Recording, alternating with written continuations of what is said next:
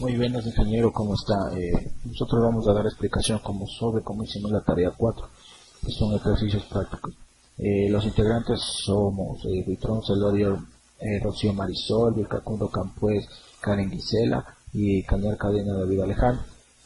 Como podemos observar, esto es un ejercicio práctico que se le puede dar en cualquier momento en una empresa manufacturera, ¿no?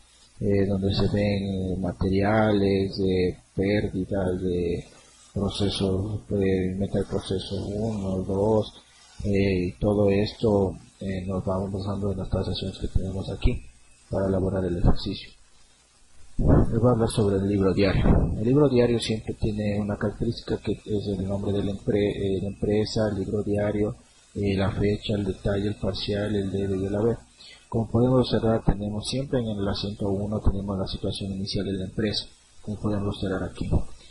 De aquí vemos que vamos después en el asiento 2 y vamos así sucesivamente, según las transacciones que tenga el ejercicio. Como podemos ver aquí, siempre va a ir la fecha,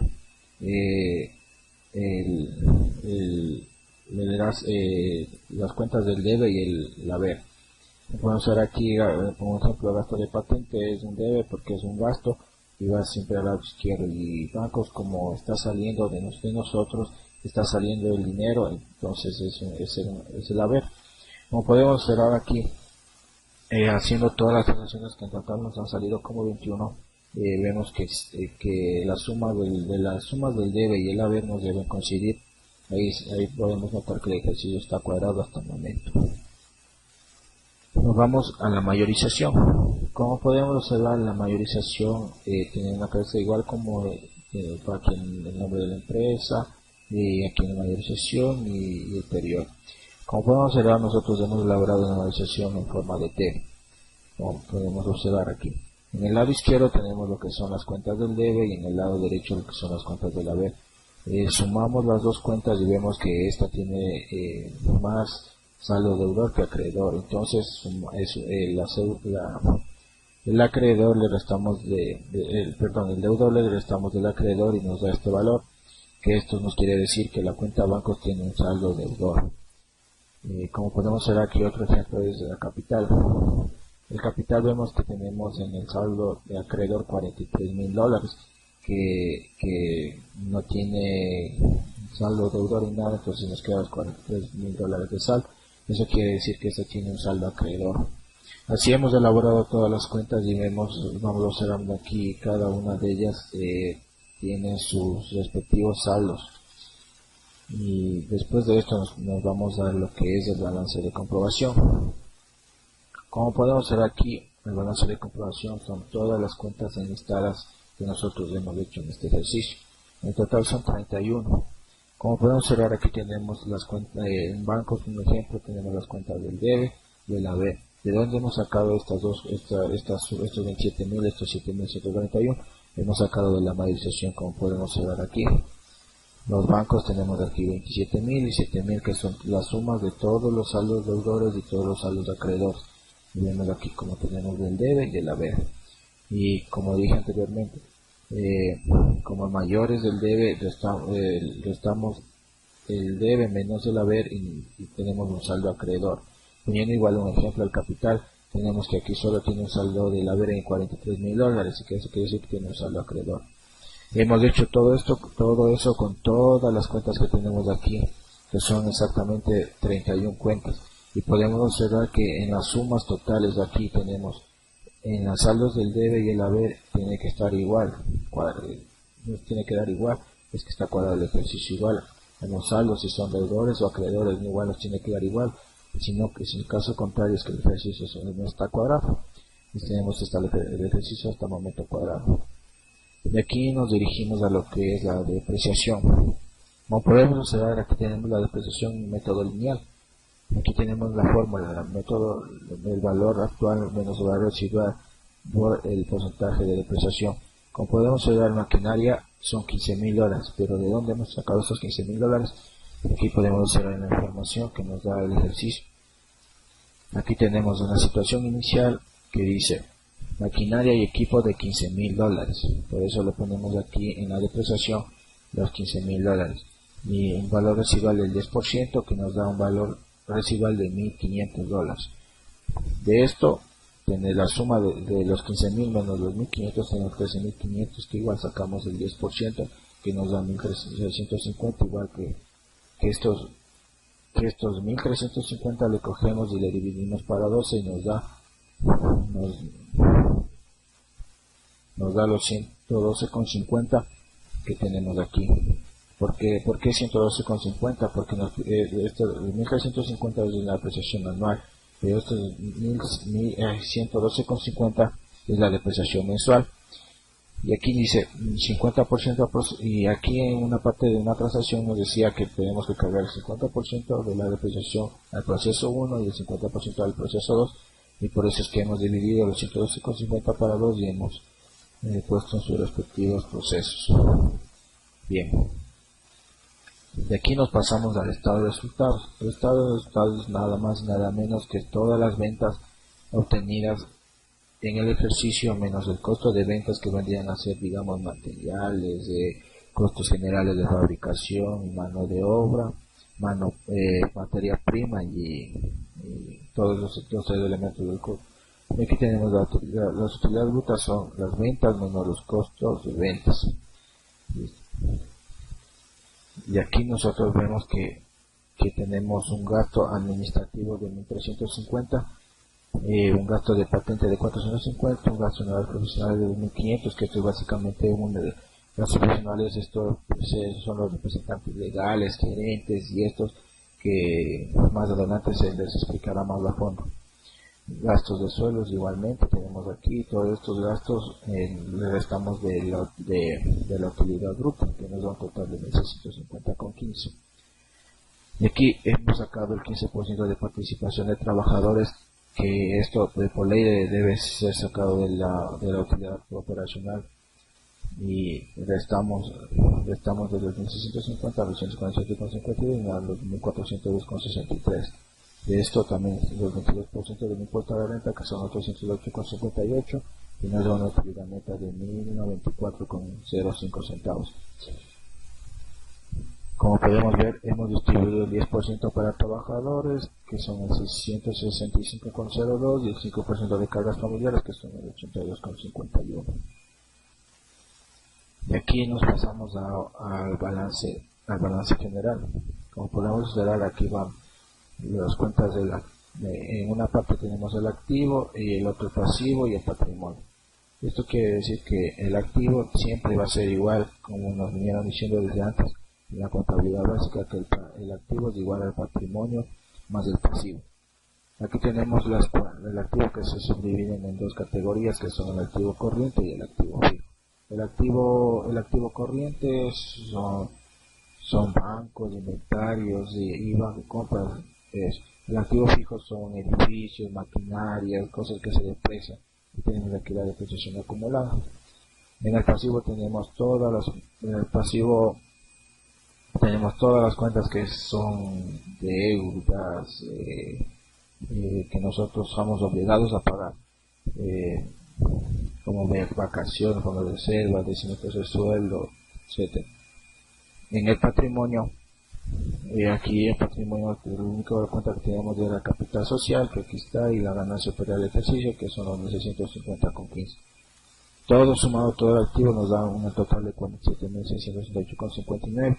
Y como decía la fórmula general, que el activo es igual al pasivo más corriente, tenemos que el pasivo más el patrimonio nos da igual a 47.658,59. Y aquí le doy paso a mi compañera para que siga explicando la distribución de las utilidades, y más adelante estará mi otra compañera vuelta combinando con el informe del cómo hemos resuelto la tarea. Gracias por su atención, ingeniero, y le doy paso a mi compañera para que pueda explicar los demás puntos de la tarea. Bueno, una vez que mi compañero ya presentó los balances y determinó el resultado de la utilidad que genera este ejercicio, se tiene que realizar la distribución o la participación de las utilidades para los trabajadores, cuyo monto es del 15% de la utilidad operacional.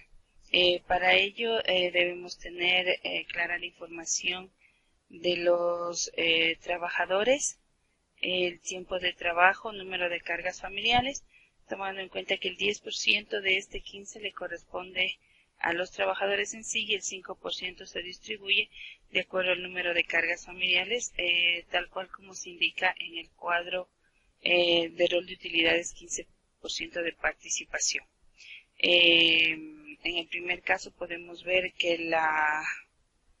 la participación de los trabajadores corresponde al 10% y en el segundo caso se distribuye también dependiendo del número de cargas. Esto en lo correspondiente a distribución de las utilidades. En el estado de cambios de patrimonio, en este se evidencia el movimiento que ha tenido el patrimonio desde el inicio del ejercicio hasta el final. En este caso se ha determinado el saldo inicial del patrimonio y se le ha añadido la utilidad y pérdida del ejercicio, llegando a un patrimonio final de 44.650,15, que es el que cuadra con el estado de situación financiera. Posteriormente tenemos el balance de flujo de efectivo, que es prácticamente el movimiento de las cuentas de caja y bancos, y el cual está determinado por los ingresos y salidas que se hayan realizado en estas cuentas, más el total de salidas, más los saldos iniciales que registren dichas cuentas. El saldo final de esta cuenta debe coincidir con los saldos finales que se reflejan en balances, tanto en caja como en bancos acumulados. Los CARDEX. Los CARDEX de materiales se aperturan con la información que se nos facilita al inicio del ejercicio, es decir, los inventarios iniciales, y posteriormente se van registrando las salidas dependiendo del material, sea este tipo A o B. Esta información la obtenemos desde el libro diario. El cálculo del valor unitario se le hace por el método promedio. Como podemos ver, en el material A se registra el inventario inicial y posteriormente 3 salidas de acuerdo a los requerimientos de bodega de producción en proceso.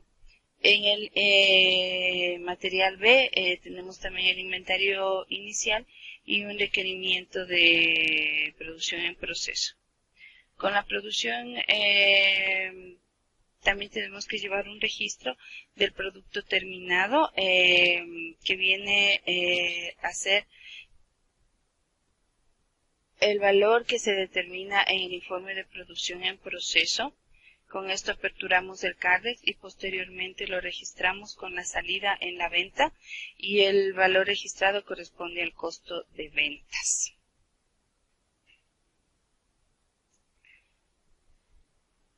Tenemos el rol de pagos de mano de obra. El rol de pago de mano de obra corresponde específicamente a las personas que están involucradas en el proceso de producción.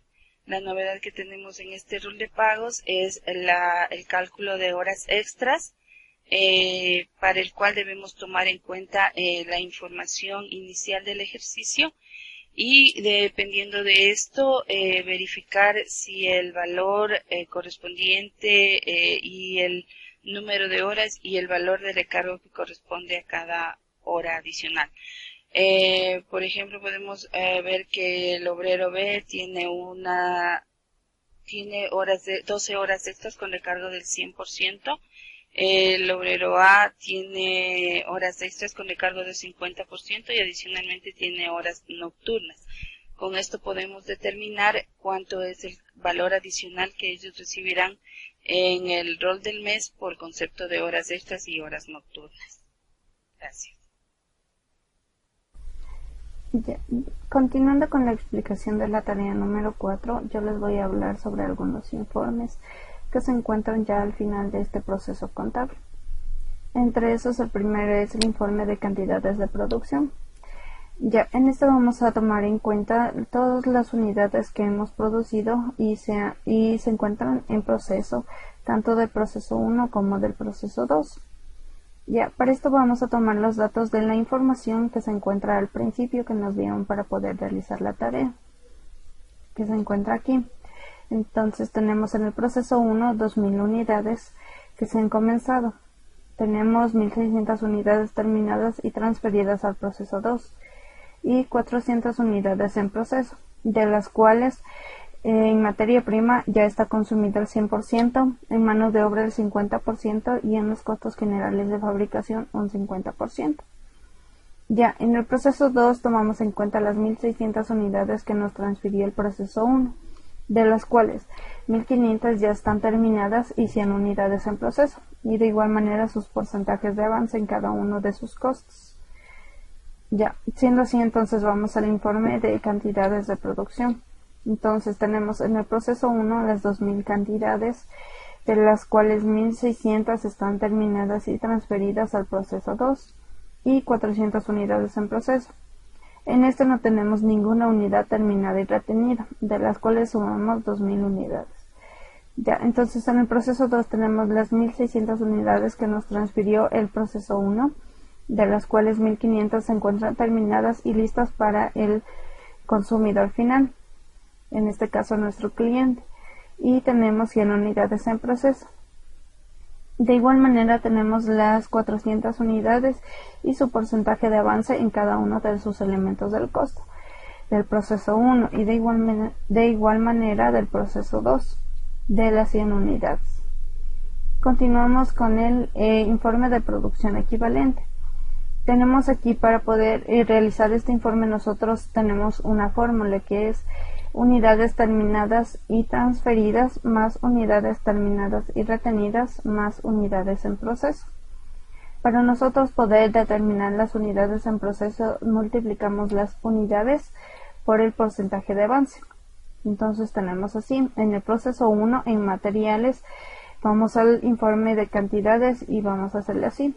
Entonces tenemos unidades terminadas y transferidas 1600 más unidades terminadas y retenidas, que es 0, más unidades en proceso por el porcentaje de avance, que es el 100%, que sería 400.000.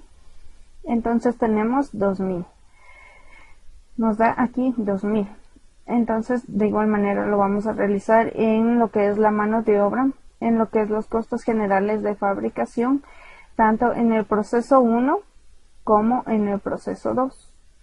Entonces seguimos en el informe de producción equivalente. Para nosotros poder tomar estos datos los vamos a tomar del libro mayor, que se encuentran aquí. Dado por sí que en el libro mayor las cuentas van a estar con los nombres inventario de producción en proceso 1 e inventario de producción en proceso 2. De esto vamos a tomar los datos que se encuentran aquí, que se han consumido tanto en mano de obra, materia prima y costos generales de fabricación. Entonces tenemos así que en materiales hemos consumido $900, en mano de obra 1276 y en costos generales de fabricación 496, dándonos un total de 2673,08 en el proceso 1 y 3733,08 en el proceso 2. Entonces seguimos con el siguiente informe. Ya, entonces aquí vamos en el informe de costos unitarios. Aquí nosotros vamos a determinar cuánto cuesta cada una de las unidades, tanto en el proceso 1 como en el proceso 2, para lo cual nosotros vamos a tomar en cuenta el informe de producción equivalente y el informe de inversión. Para ello nosotros hemos tomado aquí un pequeño resumen tanto del proceso 1 como del proceso 2. Entonces tenemos así, en materiales dividimos, siendo así, entonces del informe de inversión, en los $900 que utilizamos en materiales sobre las 2000 unidades que tenemos en el proceso 1, que igual es en materiales, dándonos un costo de 0,45. De igual manera lo vamos a realizar en la mano de obra y en los costos generales de fabricación, dándonos un costo unitario de 1.4350-4444. De igual manera lo realizamos en el proceso 2. Dividimos los costos que se encuentran en el informe de inversión sobre el valor que se encuentra en la producción equivalente. Entonces, dándonos así un total de 2.42220746. A esto le sumamos el total del proceso 1 y nos da un costo acumulado del producto terminado de 3.85725190, de los cuales nosotros hemos decidido incrementarle un 50% de utilidad. Entonces, la fórmula para nosotros generar un 50% de utilidad es el costo dividido es, abre paréntesis, 1 menos el 50%, que nos va a dar el 50% de utilidad, dándonos un total de 7.1450381. De igual manera, esto se encuentra ya aquí en cada uno de los del detalle, en lo que es materiales, mano de obra y costos generales de fabricación, es decir, los $900 sobre las 2000 unidades, y así sucesivamente, tanto en el proceso 1 como en el proceso 2. Continuamos con el informe de producción. Nosotros de igual manera aquí vamos a utilizar el informe de inversión que anteriormente realizamos. Entonces es en el proceso 1 2.673,08. Esta cantidad que nos dio en la suma de materiales, mano de obra y costos generales de fabricación, lo cual se encuentra aquí. Ya, entonces tenemos que vamos a hacer el costo de las unidades terminadas y transferidas.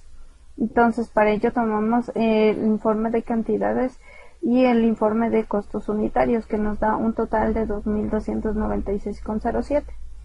De igual manera, esto es para las 1.600 unidades. Ya, de igual manera, esto lo vamos a hacer para las 400 unidades que se encuentran en proceso, tanto lo que es materiales, mano de obra y costos generales de fabricación, de lo cual nos da 2.673,08, que esto se encuentra cuadrado con el valor que pusimos del proceso 1. Entonces vamos a seguir con el proceso 2. Generalmente, o sea, prácticamente es hacer lo mismo, sino que en este caso vamos a sumar el proceso 1 más el proceso 2, que nos da 6.029,15. Tenemos de igual manera del informe de cantidades, multiplicamos por el informe de costos unitarios, que nos da 5.785,88, que esto equivale a las 1.500 unidades que ya fueron terminadas y listas para el cliente. De igual manera tenemos las 100 unidades que se encuentran en proceso y los valores en los que se encontraba cada uno de los porcentajes, dándonos un costo total de 143,50, que al sumarlo con las unidades con el costo de las unidades terminadas y transferidas nos da 6.029,15, que de igual manera se encuentra cuadrado con el valor que incrementamos arriba. Ya, eso sería todo para nosotros poder realizar el deber que nos pusieron como tarea 4. Entonces, esto es en sí los procesos de producción. De igual manera, de esto tenemos unas ventajas, que es la producción continua. O sea, nosotros podemos producir en serie sin ninguna interrupción. Fabricación estandarizada, nosotros tenemos estándares para poder fabricar. Costos promediados por centros de operaciones. Otra ventaja es igual el procesamiento más económico administrativamente. Y también tenemos costos estandarizados.